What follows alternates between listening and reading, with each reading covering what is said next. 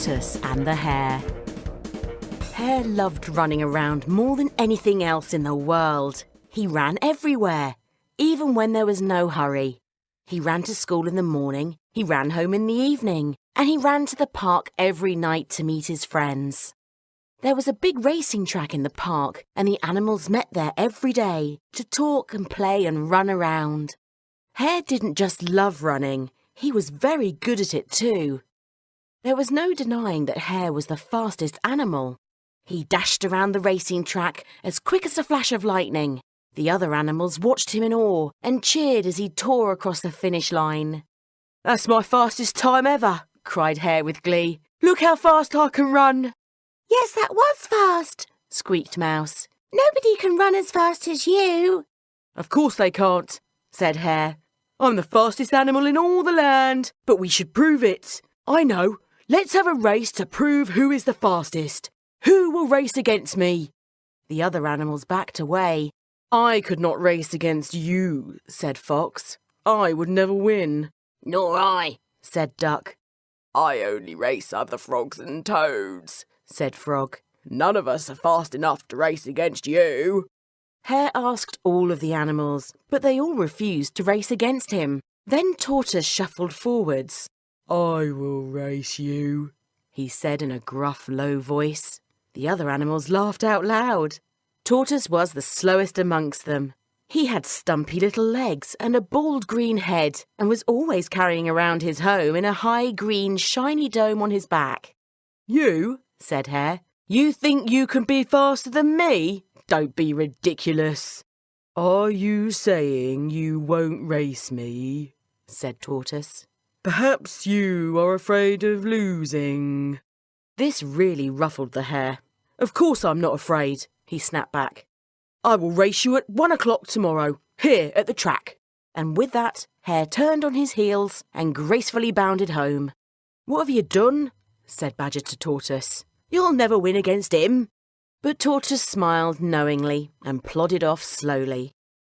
The next day, all of the animals gathered to watch the great race. Tortoise was already poised on the starting line when Hare arrived. Hare started warming up. He stretched his long legs, then started jogging round and around the track. He was very fast, even when he was just jogging. Tortoise watched Hare, but did not join in with this warm-up. He just tucked his head inside his shell, then stretched it out again. In and out, in and out. That was all the warm-up Tortoise needed. "Are you ready?" said Hare. "Are you ready to lose the race?" "I am ready for the race," said Tortoise. "But that does not mean that I shall lose." At that moment, Owl stepped forwards and started to address the crowd. "The race starts here at this line," he said, "and the winner will be the animal that crosses the finish line first. On your marks, get set, go!" Hare sprinted away from the starting line, his long ears streaming behind him. The crowd cheered wildly. Hare looked over his shoulder to see where Tortoise was. He hadn't even crossed the starting line. Hare jogged back to Tortoise. "Aren't you going to join in?" asked Hare. "You haven't even started." "I have started," said Tortoise. "I'm just taking my time." "This is going to take all day," said Hare. "It's not much of a race." "I know. To give you a chance, I'll let you have a head start while I have a little nap. I could sleep all afternoon and still beat you to the finish line." So Hare lay down beside the track and went to sleep. Tortoise plodded slowly onwards, steadily placing one foot in front of the other. Plod, plod, plod. Hare was fast asleep and snoring loudly. By the end of the afternoon, Tortoise had nearly reached the finish line. The crowd began to whisper to each other. "Maybe he could win," said Mouse. "He'll certainly win if Hare doesn't wake up soon." The animals all whispered and murmured. They got louder and louder as Tortoise got closer and closer to the finish line. Before long, they were making quite a racket. Hare's long ears twitched as he heard the noise, and he woke with a start. He looked up in horror to see that Tortoise had nearly reached the finish line. "Oh, no, you don't," muttered Hare, and he sprinted down the track. "Come on, Tortoise," cheered the crowd. "You can do it."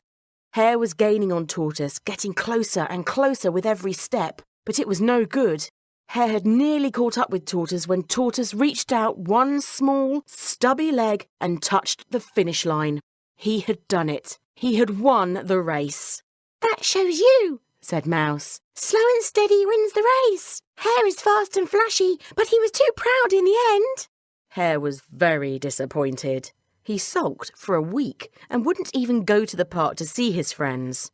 Eventually, Tortoise went to visit Hare. "Come out and play," said Tortoise. "We all miss you.